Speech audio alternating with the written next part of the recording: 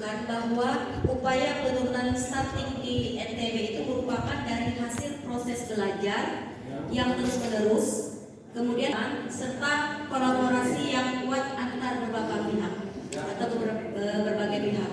Karena kalau tidak ada ketiga-tiganya ini, maka apa yang diharapkan, apa yang diimpikan, apa yang dicita-citakan itu tidak akan tercapai dengan sebaik-baiknya.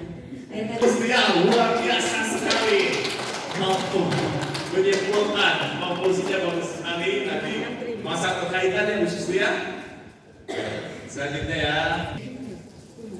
Nah, sekilas aja Bu ya. Butterfly effect itu adalah tindakan kecil yang suatu saat akan menimbulkan sesuatu yang besar.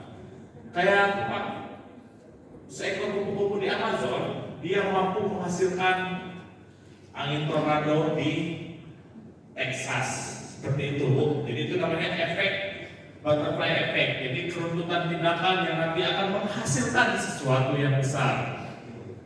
Kalau lebih jauh lagi bercerita bisa sampai berjam-jam. Jadi inilah ya butterfly effect gitu. Nanti akan berimpaknya yang besar nanti ke depannya. Oke. Apakah bisa individu, duet, trio? Iya, betul sekali Bu Luciana ya. Dapat terwujud di komunitas belajar, betul sekali. Tenaga kependidikan GTK yang berkumpul bersama untuk membahas berbagai hal di sekolah, betul? Oh salah. Ya, bisa seperti ini nih. Hanya kita lanjut ya. Nah, untuk kemudian sebentar dapat membaca dokumennya ini nih. Nah, ini linknya, silakan diklik nanti ada bukunya. Apakah MGMP, MGBK, KKG, MKKS dan lainnya adalah komunitas belajar? Apakah merawat dikategorikan? Salah. Ya, seperti mungkin ibu di sini sudah ya membuat masing-masing sekolah. Sudah ya.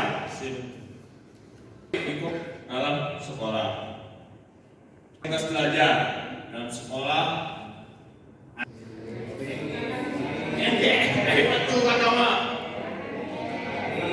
Iya. K3S, MKKKS ya, MKKS lah itu.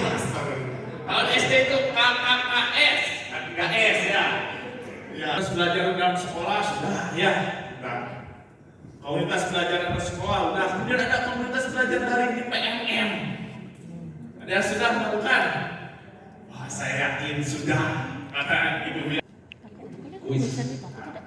Kuis benar atau salah? Tapi tidak jelas. Kegiatan komunitas belajar adalah pembelajaran murid dan peningkatan kompetensi GTK. Benar atau salah Ibu? Ya, salah 100%. Kompetensi ini ada 7 tahapannya Ibu ya. Tahapannya ini ada 7. Kemudian lanjut. Ini fokus komunitas belajar yang berpusat pada pembelajaran murid. Ini siklus inquiry Bu ya. Siklus inquiry-nya ini refleksi awal, perencanaan, implementasi, ada evaluasi Bu ya. Oke. Refleksi awal untuk apa Ibu? Ini melihat data-data dulu ya Bu. Kasih evaluasi perlu nggak Bu? Perlu evaluasi Bu. Nah ini lebih besar di sini ya. Murid mempraktikkan apa? Tahap refleksi perencanaan, kemudian mempraktikkan tahap implementasinya, evaluasi. Tahapan 4 Bu. Yang perlu. Yang kedua perencanaan, yang ketiga implementasi. Terakhir evaluasi harus selalu ada Bu. Oke, tepuk tangan dulu. Segi 4 Bu. Pernah mencoba proses sehari-hari di sekolah Bapak ya. komitmen, benar. Ada komitmen. Di SK seperti itu. Sudah jadi penggeraknya, fasilitator. Kemudian tetap berjalan. Nah, ini komunitas belajar antar sekolah. Nah, kita bagi kelompok Bu ya. Kelompok sampai tujuh silakan. 2, 3, 4, 5, 6, 7, 8,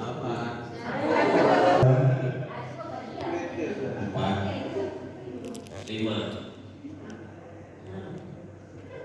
7, 2,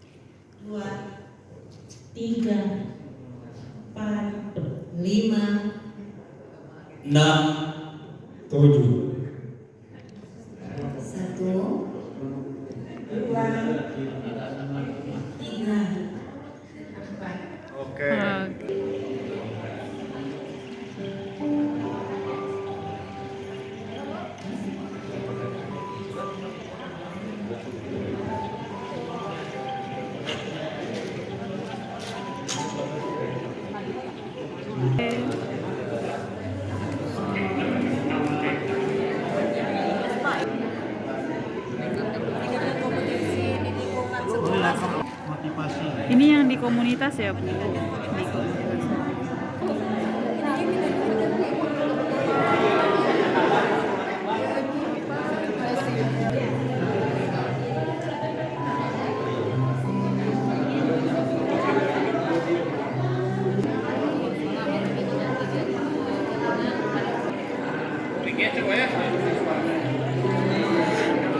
Nah, disinilah paduannya Bu. Nih ada juga.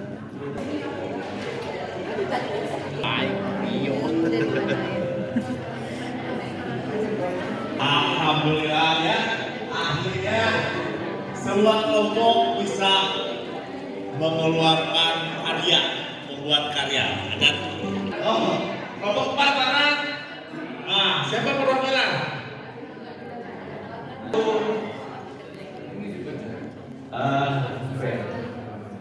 Belajar. Tujuan komunitas belajar guru antar sekolah. Tujuannya yang pertama, nggak salam ya. Warahmatullahi wabarakatuh. Waalaikumsalam warahmatullahi wabarakatuh.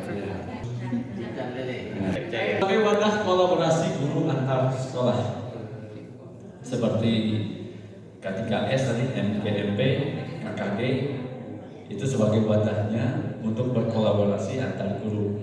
Dari kalau SD sekolah satu dengan sekolah lain, begitu pun SMP maupun SMA atau SMP ataupun TK dan PAUD. Kompetensi siapa? Anggota komunitasnya. Siapa anggota komunitasnya? Guru. Sudah paham pasti ya. Lanjut, berbagi praktik baik.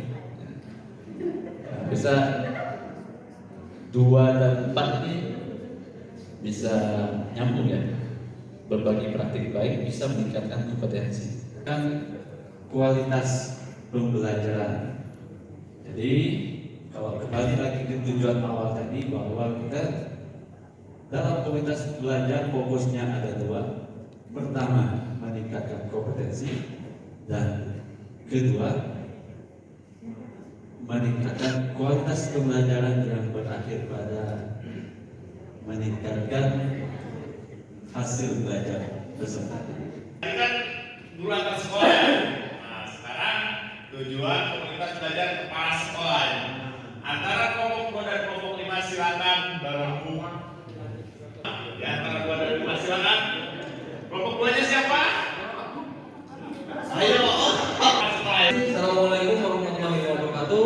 Waalaikumsalam warahmatullahi wabarakatuh. Bapak Ibu semuanya, di sini kami dari kelompok 2 akan mencoba menyampaikan hasil dari aktivitas kelompok, yaitu diskusi, ya, mendiskusikan tentang tujuan komunitas belajar kepala sekolah. Nah, saya sendiri Fathul Amam, kemudian ada Pak Firman, Pak Syahrial, Bu Lucy, Bu Gusti, Bu Trisnawati, dan Bu Sunarmi. Kami bertujuh bersepakat dan telah dituangkan di depan sini, ya, kami sampaikan, ya, ada beberapa poin Bapak Ibu.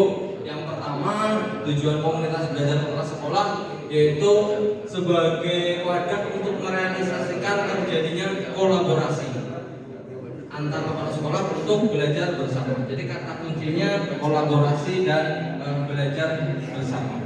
Kemudian meningkatkan kompetensi, ya, dan juga motivasi. Tentunya dalam hal ini adalah kompetensi anggota dari komunitas belajar sendiri, dalam ini kepala sekolah yang ada yang tergabung dalam komunitas belajar. Kemudian juga menumbuhkan motivasi semangat tentunya, ya, untuk cakupan anggota komunitas, dan juga mendorong adanya inovasi, ya. Inovasi itu lahir muncul berkat adanya kolaborasi juga.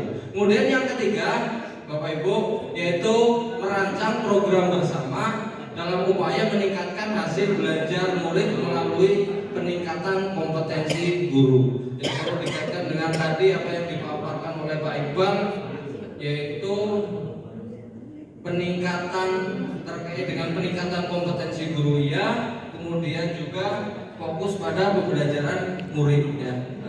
Sebenarnya dua kata kunci itu tercakup dalam tujuan dari komunitas belajar kepala sekolah. Terima kasih atas kesempatannya. Assalamualaikum warahmatullahi wabarakatuh. Waalaikumsalam warahmatullahi wabarakatuh. Di sini saya mewakili dari kelompok 3 akan memaparkan tentang tujuan komunitas belajar pengawas.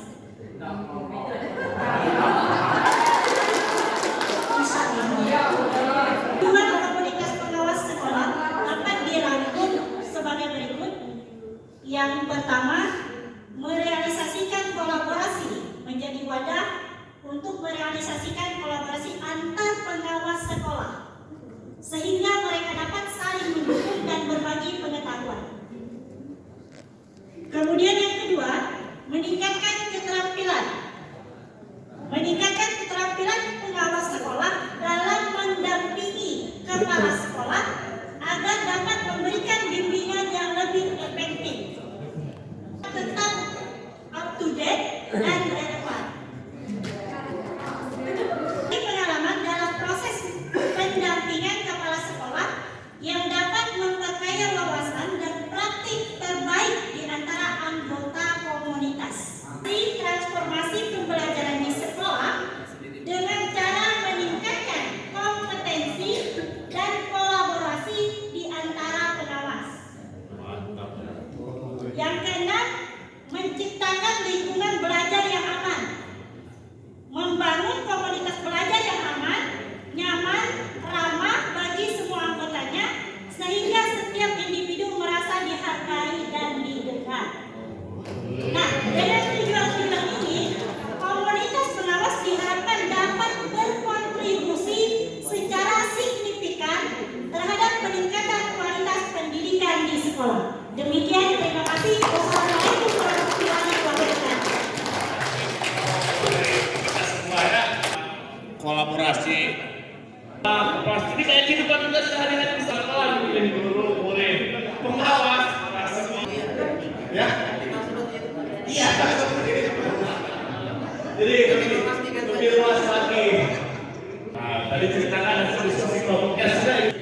Sampai di Sanong Pasir kita sampai di dokumentasikan ini.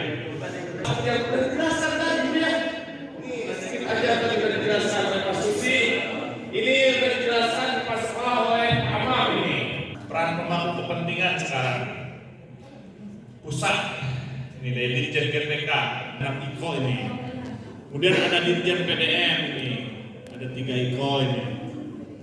Dan ada Dirjen Vokasinya ini. Kalau istilah latinnya, kalau tidak ada yang berubah ya, segini. Parus es paribus namanya apa itu? Nah, kalau tidak ada yang berubah, kalau segala sesuatunya tidak ada yang berubah seperti ini. Ini peran PT. Nah, ada BGP di sini ya, ada BPMP, BPPP. Nah, Pemda itu semakin di bawah dia di grassroots-nya ini, di akar bawah ini. Pemda mendukung dan memfasilitasi pendampingan komunitas belajar. Memang kalau cerita di Jawa Barat, Bu, hari ini silakan selamat istirahat, jaga kesehatan, Bu.